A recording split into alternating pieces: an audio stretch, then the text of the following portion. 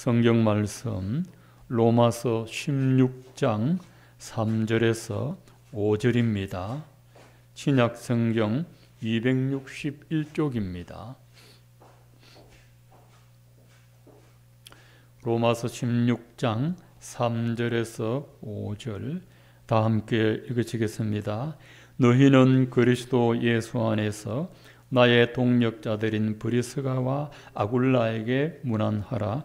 그들은 내 목숨을 위하여 자기들의 목까지도 내놓았나니 나뿐 아니라 이방인의 모든 교회도 그들에게 감사하느니라.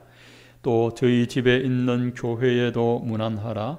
내가 사랑하는 에베네도에게 문안하라. 그는 아시아에서 그리스도께 처음 맺은 열매니라. 아멘.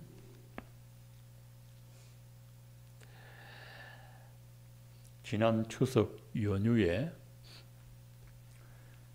대한민국을 대표하는 한 가수가 추석 연휴에 KBS 방송에서 녹화로 공연을 했습니다. 코로나 때문에 서로 얼굴은 보지 못해도 영상으로 공연을 했습니다.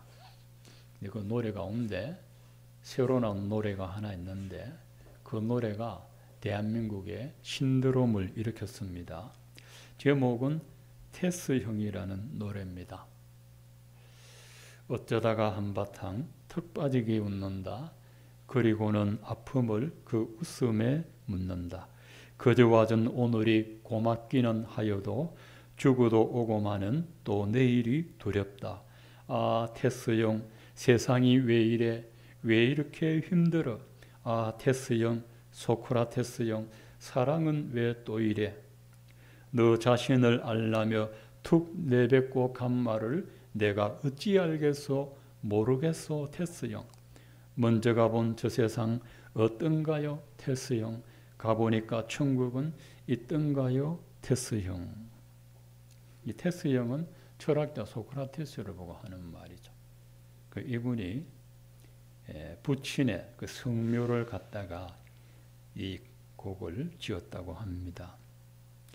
이 노래가 담고 있는 메시지는 우리는 인생의 정답을 모른다는 겁니다. 사람들이 인생의 정답을 모르고 산다는 겁니다. 철학의 대가 소크라테스마저도 대답을 주지 못하고 갔습니다. 정답을 모르는 인생을 살다가 어디로 가는지도 모릅니다. 죽어서 어디로 가는지도 모릅니다. 자, 이 노래 들어보면 우리는 그 가수에게 바로 정답을 줄 수 있죠.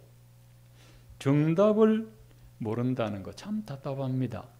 얼마 안 있으면 곧 수능 시험을 치는데 문제의 정답을 다 알고 있으면 시험이 얼마나 쉽겠습니까? 그런데 이 학생들이 시험의 정답은 다 알아도 자기 앞에 다가올 인생의 정답은 아무도 모릅니다. 취업은 어디로 해야 될지, 결혼은 누구와 해야 할지 정답을 모릅니다. 그러다가 인생의 종착역에서 어쩔 수 없이 죽음을 맞이하게 됩니다. 여러분, 인생의 정답은 예수 그리스도입니다. 그렇죠. 예수님이 인생의 길이고 예수님이 인생의 진리고 예수님이 참된 생명입니다. 예수 안에 인생의 의미가 있고 예수 안에 인생의 목표가 있고 예수 안에 영생이 있고 예수 안에 영원한 천국이 있고 우리는 이미 이 정답을 알고 있습니다. 그런데 여러분, 정답을 알고만 있어서는 안 되겠죠. 우리가 알아낸 정답대로 살아야 우리 인생에 의미가 있는 것이 아니겠습니까? 오늘 말씀은 인생의 정답을 아는 자는 어떻게 살아가는가? 그 설교를 하려고 합니다. 살아가면서 가장 보람있고 소중한 일은 영원한 생명을 위해 사는 것입니다. 예수님이 요한복음 6장 27절에 썩을 양식을 위하여 일하지 말고 영생하도록 있는 양식을 위하여 하라 하셨습니다. 예수님도 우리에게 분명히 말씀하셨습니다. 너희가 썩을 양식, 이 세상의 썩을 양식을 위해 살지 말고 하나님 나라에 영생하도록 있는 양식을 위하여 살아라. 영생하도록 있는 양식은 그리스도의 복음을 위해 살아가는 것이 영생하도록 있는 양식입니다. 인생의 목적을 모르고 인생의 정답을 모르는 사람들이 선택하는 길은 어쩔 수 없이 썩을 양식을 위해 살아갑니다. 오늘 성경 본문에 예수님의 복음을 위해 살았던 부부 이야기입니다. 영원한 양식을 위해 살았던 브리스길라와 아굴라 부부에 대한 이야기입니다. 부부가 같이 그리스도의 일꾼이 된다는 것은 정말 귀한 일입니다. 그런데 아굴라가 남편인데 남편의 이름이 뒤에 나옵니다. 유대 사회는 남자의 이름을 먼저 기록하는 것이 관례인데도 불구하고 아내의 이름이 먼저 기록된 이유는 아내의 신앙이 출중하기 때문입니다. 성경은 다른 것으로 차별하지 않고 신앙의 차별을 두고 있습니다. 하나님 나라에는 신앙 좋은 사람이 앞장섭니다. 히브리서 11장 믿음장에 보면 다 믿음의 사람이 먼저 등장하게 됩니다. 신앙 좋으면 남자든 여자든 아이든 어린이든 관계없이 하나님 나라에 먼저 앞장 세웁니다. 세상에서는 능력 있는 사람이 앞자리에 앉지만 하나님 나라에서는 믿음의 사람을 앞장 세웁니다. 여러분 모두 하나님 나라에서 믿음의 앞자리에 앉게 되시기를 축원드립니다. 브리스길라와 아굴라 부부가 사도 바울을 만났던 계기가 있습니다. 이 부부는 바울을 만나서 복음을 위해 헌신하게 되는데 AD 49년 로마의 네 번째 황제 글라우디오라 하는 황제 때 로마에 있는 유대인 추방령을 내렸습니다. 로마에 있는 유대교인들과 기독교인들이 종교적으로 충돌하자 밀란이 일어날까 해서 추방을 시켜버렸습니다. 유대인들은 로마를 떠나라 했습니다. 유대교와 기독교는 다 같은 한 하나님을 믿습니다만 유대교는 기독교가 믿는 그리스도를 메시아로 받아들이지 않기 때문에 유대교와 기독교는 갈등 관계에 있습니다. 그 당시 로마에서 추방당한 유대인들이 2만 5천여 명 되었습니다. 브리스길라 아굴라 부부도 그때 추방되어서 고린도에서 바울을 만나게 되었습니다. 사도행전 18장 1절에 바울이 어떻게 이 부부를 만났는지 소개하고 있습니다. 그 후에 바울이 아덴을 떠나 고린도에 이르러 아굴라라 하는 본도에서 난 유대인 한 사람을 만나니 글라우디오가 모든 유대인을 명하여 로마에서 떠나라 한 고로 그가 그 안에 브리스길라와 함께 이달리아로부터 새로 온지라 했습니다. 유대인 아굴라는 로마에서 브리스길라를 만나서 같이 살다가 유대인 추방령 때 로마를 떠나서 고린도에 와서 바울을 만나게 되었습니다. 바울과 한 집에서 생활하면서 바울의 동역자가 되었는데 바울과 아굴라 부부의 만남은 결코 우연이 아닙니다. 바울이 고린도에 가려 할 때 브리스길라 아굴라 부부도 로마에서 추방당하여 고린도에 도착했는데 그들이 바울을 만나도록 주선하신 분이 바로 하나님이십니다. 여러분 인생의 발걸음 한 걸음 한 걸음을 긋게 하시는 분은 하나님이십니다. 잠언 16장 9절을 보면 사람이 마음으로 자기 길을 계획할지라도 그 걸음을 인도하시는 이는 여호와시라.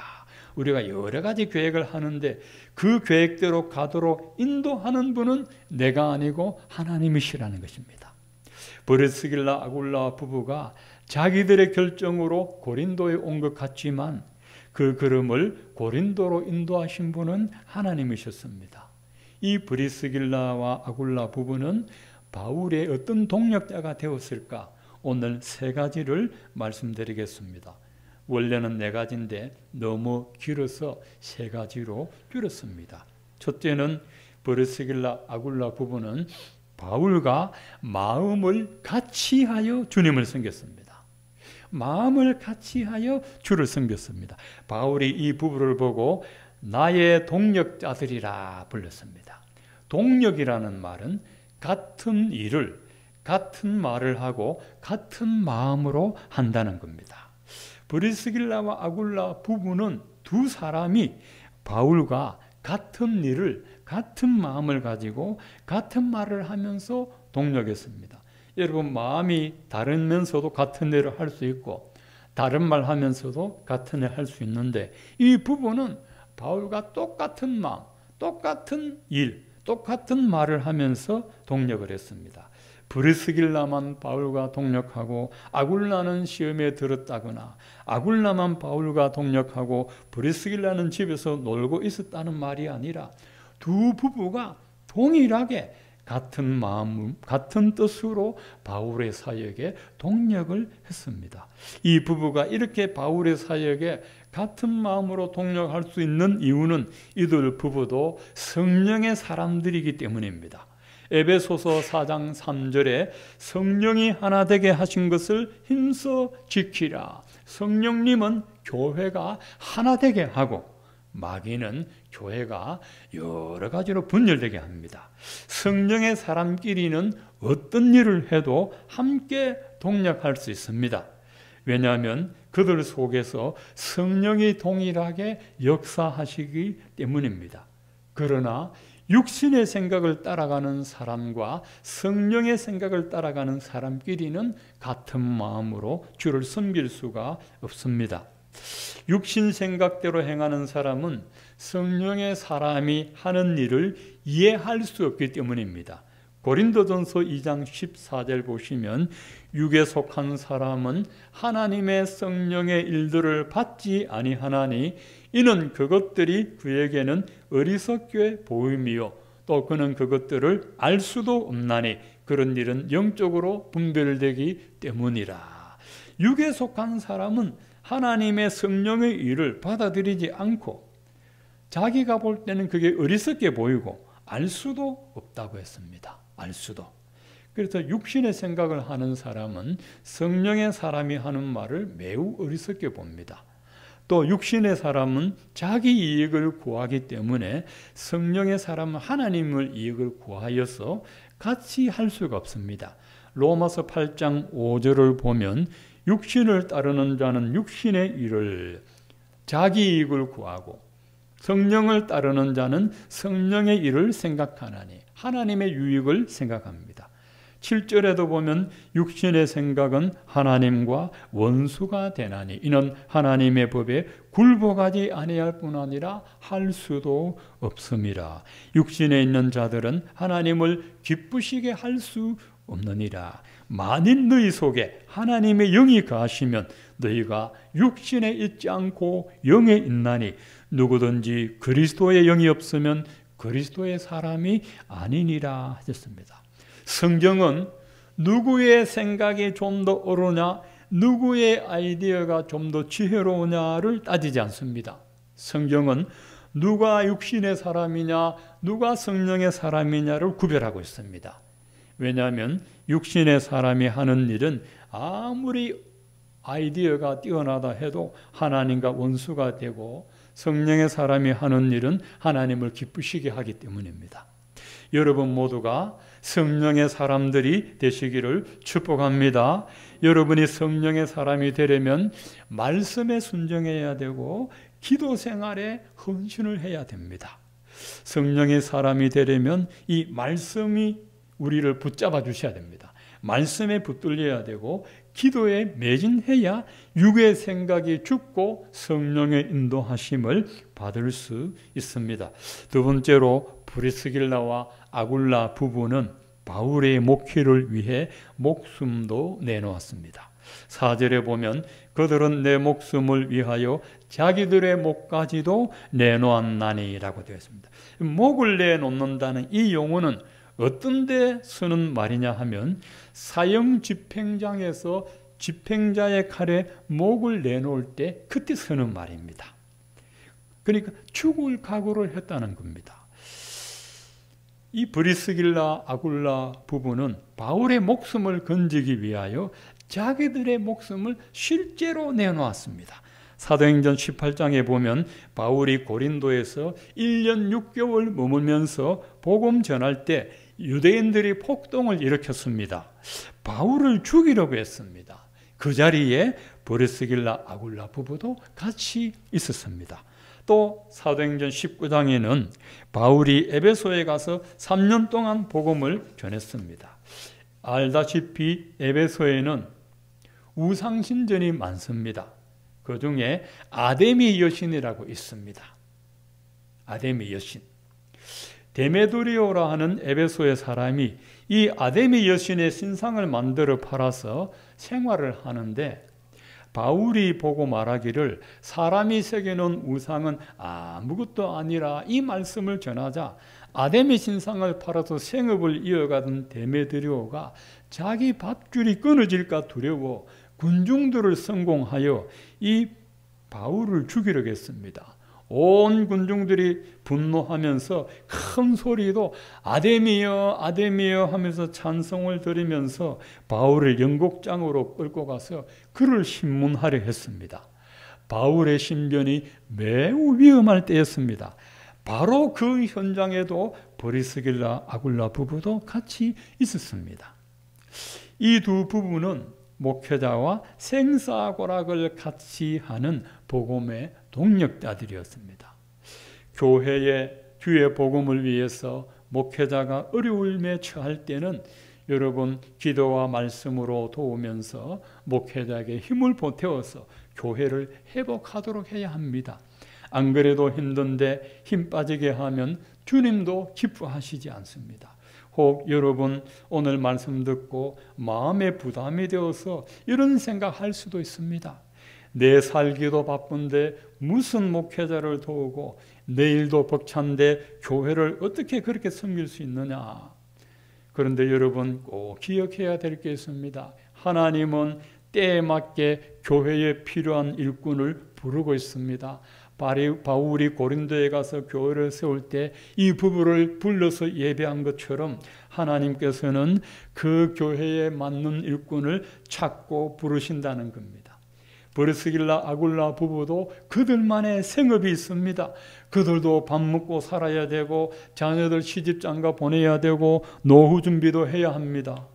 그러나 이 부부는 자기의 일보다 주님의 일에 먼저 자기의 삶을 들었습니다. 그래서 바울은 이 부부에게 늘 감사한 마음을 갖고 있었습니다. 4절에 보면 그는 내 목숨을 위하여 자기들의 목까지도 내놓았나니 나뿐 아니라 이방인의 모든 교회도 그들에게 감사하느니라. 바울은 당연히 이 부부가 참 고맙기 거지없었지만은 이 부부에게 은혜를 입은 사람이 바울뿐만 아니고 주변의 여러 교회 사람들이 신앙적으로 물질적으로 사랑을 받았습니다. 그래서 이 부부가 가는 교회마다 교인들이 이 부부에게 감사를 맞이 않습니다. 여러분이 평생을 살았는데 여러분이 신앙생활했던 교회의 목회자가 여러분 보고 감사합니다. 집사님, 권사님, 장로님 감사합니다. 그리고 성도들에게도 여러분 이분들에게 감사하십시오. 이런 말 할 수 있으면 여러분은 인생의 진정한 성공자이심을 믿으시기를 바랍니다. 마지막 세 번째 브리스길라 아굴라 부부는 바울과 같은 마음으로 동력했고 목을 내놓았고 세 번째로 자기 집을 교회로 내놓았습니다. 5절에 보면 또 저희 집에 있는 교회에도 문안하라 했습니다. 브리스길라 아굴라 부부는 자기 집을 교회로 사용했습니다. 처음에는 가정교회로 시작하다가 나중에는 고린도에서 아주 중요한 교회가 되었습니다. 지금은 수영로 교회가 센텀에 있으나 처음에는 수영로 탈이 그 비싼 땅에 있었습니다. 한 7, 800명 정도 들어가는 대리석으로 지은 석조 건물입니다. 그 수영로 교회당을 건축한 이름 모른 어른 장로님이 계십니다. 교회당만 건축하고 자기는 다른 교회를 섬기고 있습니다. 지금도 누가 수영로 교회당을 건축했는지 아는 사람이 없습니다. 내가 아무리 많은 돈을 내고 교회를 세웠다 해도 그 교회는 주님의 교회입니다. 마태복음 16장 18절에 보면 예수님이 베드로를 보고 너는 베드로라 내가 이 반석 위에 내 교회를 세우리니 음부의 권세가 이기지 못하리라 했습니다. 가톨릭은 베드로의 이름 뜻이 돌입니다. 반석입니다. 그래서 초대 교황을 베드로로 세웠습니다. 교회의 황제가 사람입니다. 에베소서에는 예수님을 교회의 머리라 했습니다. 해석을 잘못했습니다. 이 반석 위에 내 교회를 세운다고 했어요. 베드로가 주는 그리스도시요 살아계신 하나님의 아들입니다 하는 이 반석 같은 고백 위에 예수님의 교회를 세웠다는 겁니다. 잘 아시겠죠? 예수님의 교회를 세웠습니다. 사람이 세운 교회가 어떻게 음부의 권세를 이깁니까? 못 이기죠. 예수님이 자기 피로 세운 교회입니다. 제가 설교를 마치면서 2009년 11월 8일 제가 한사랑교회에 위임하고 또 안수집사 권사 임직직 하는 날 시찰장 박성규 목사님이 설교하신 내용 중에 연탄과 중직자의 세 가지 공통점에 대해서 말씀해 주셨습니다. 첫 번째, 현역 시절에 화끈하게 타야 합니다.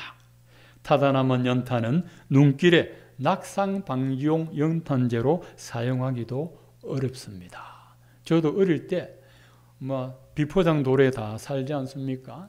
겨울에 눈이 오면 눈길에 미끄러지기도 하고 눈이 녹이면 땅이 질퍽질퍽하기도 합니다. 그때 연탄재를 뿌리는데 타다 남은 연탄재 시커먼 거 뿌려보면 바닥이 시커멓고 신발에 묻어가지고 가는 데마다 검은 자국을 난 겁니다. 완전히 탄 연탄재를 뿌려야 이게 하얗게 바닥에 깔리게 되는 것이죠. 두 번째로 연탄이 다 타기 전에 다음 연탄에 꼭 불 붙여줘야 됩니다. 불 안 붙여주고 꺼지면 새 연탄 불 피우려면 연기에 눈물 콧물 다 흘립니다. 불 붙여야 됩니다. 세 번째로 연탄이 다 타고 나서는 눈길에 뿌려져야 합니다. 오고 가는 사람들이 눈길에 미끄러지지 않게 해야 합니다. 이거를 교회 중직자 역할도 연탄과 같습니다. 처음 직분 받았을 때 후회하는 일 없도록 충성해야 합니다. 직분 받아놓고 충성하지 않는 중직자는 자격이 없습니다 하고 말씀하셨습니다. 연탄이 다 타기 전에 다음 연탄에 불을 붙여두듯이 은퇴하기 전에 나를 대신하여 교회 충성할 후배를 양성하고 일꾼으로 키워야 합니다.